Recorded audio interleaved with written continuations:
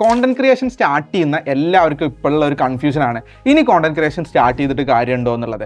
കാരണം അത്രയും ഫ്ലഡഡ് ആയി കഴിഞ്ഞു. പല ടൈപ്പ് ഓഫ് കോണ്ടന്റ്സുകളും ഇൻസ്റ്റാഗ്രാമിൽ വന്നു കഴിഞ്ഞു. നിങ്ങൾ ചെയ്യാൻ പോകുന്ന ഒരു കോണ്ടന്റ് ഓൾറെഡി 10 ആൾക്കാരെങ്കിലും മിനിമം സോഷ്യൽ മീഡിയയിൽ ചെയ്തിട്ടുണ്ടാകും.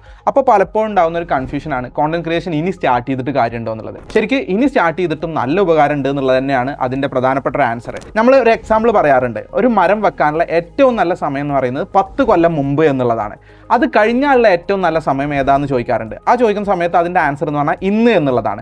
അതുപോലെ തന്നെയാണ് കോണ്ടന്റ് ക്രിയേഷൻ നമ്മൾ സ്റ്റാർട്ട് ചെയ്യുകയാണെങ്കിൽ ശരിക്കും ഒരു 5 ഇയേഴ്സ് മുമ്പ് സ്റ്റാർട്ട് ചെയ്തിട്ടാണെങ്കിൽ നമുക്ക് ഈ ഒരു സോഷ്യൽ മീഡിയ ഭൂമിയിൽ നമുക്ക് ഇൻക്ലൂഡ് ആയിട്ട് പോകാൻ പറ്റുമായിരുന്നു. പക്ഷേ നമുക്ക് അതിന് സാധിച്ചിട്ടില്ല. അപ്പോൾ നെക്സ്റ്റ് ഓപ്ഷൻ എന്ന് പറഞ്ഞു കഴിഞ്ഞാൽ നമ്മൾ ഇന്ന് സ്റ്റാർട്ട് ചെയ്യുക എന്നുള്ളതാണ്. ആൻഡ് ഫ്ലഡഡ് ആയി കിടക്കുക എന്നുള്ളത് ഒരു കൺസിഡറേഷനേ അല്ല.